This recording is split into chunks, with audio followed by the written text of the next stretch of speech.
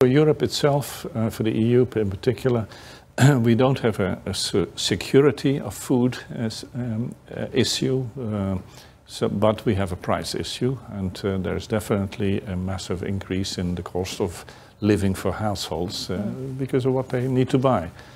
And that is caused by the war, direct and indirect effects.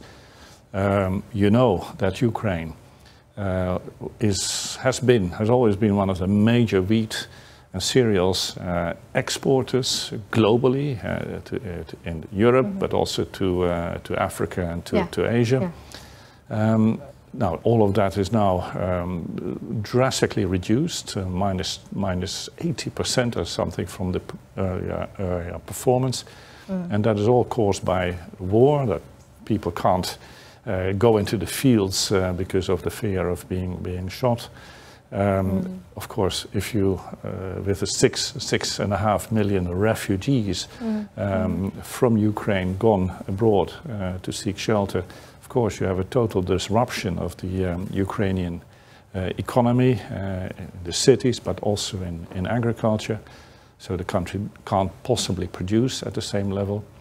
And the last thing we see is that the warfare and the Russian Navy vessels are blocking the exports from the Odessa port, which is the last remaining major port in southern Ukraine. The other major ports have been taken and destroyed by Russia in the past 3 months, so they can't export any longer, and that export is impossible because of the warfare. Russia claims that the food crisis in the world, affecting Europe, affecting Africa, and also Indonesia, is because of our sanctions. Yes. I tell you very clearly that is not the case.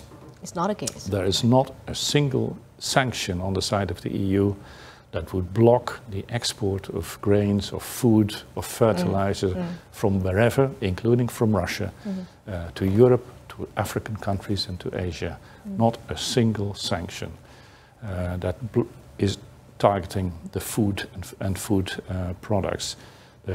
Our sanctions have no effect outside our borders. They are not extraterritorial, as we say, so they impact us and they alone, but not third countries. Third countries are allowed, are not hindered in any way to buy from Russia if they wish to meet the food needs. And I want to make that point very clearly, because Russia is running a disinformation campaign suggesting that it's the sanctions that have caused all this. It's not true. Okay, it's not true. Okay, this is did from you. It's not true. Okay, well, talking about Russia, Ukraine, Mr. Jokowi right now going to a peace mission between two countries, visiting Ukraine and Russia. What are your expectations with this meeting? Well, first of all, let me say that this is a wonderful move by President Jokowi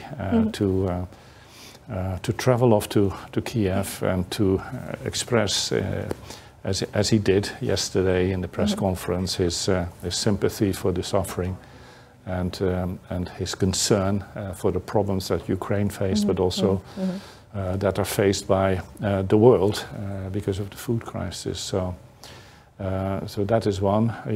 President Jokowi was the first Asian leader visiting Kiev. So, and we hope that this established an important bond.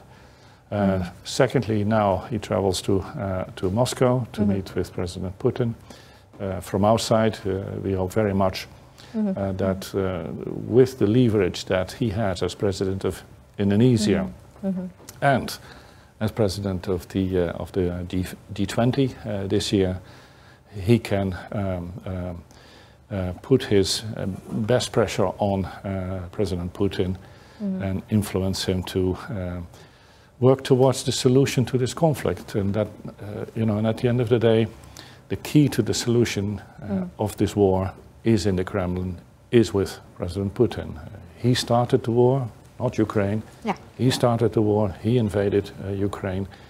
The moment he decides to stop to observe a ceasefire and to withdraw his military from Ukrainian soil. That moment the war is gone and is over. That's not to say that the tension would disappear overnight. No, we know that.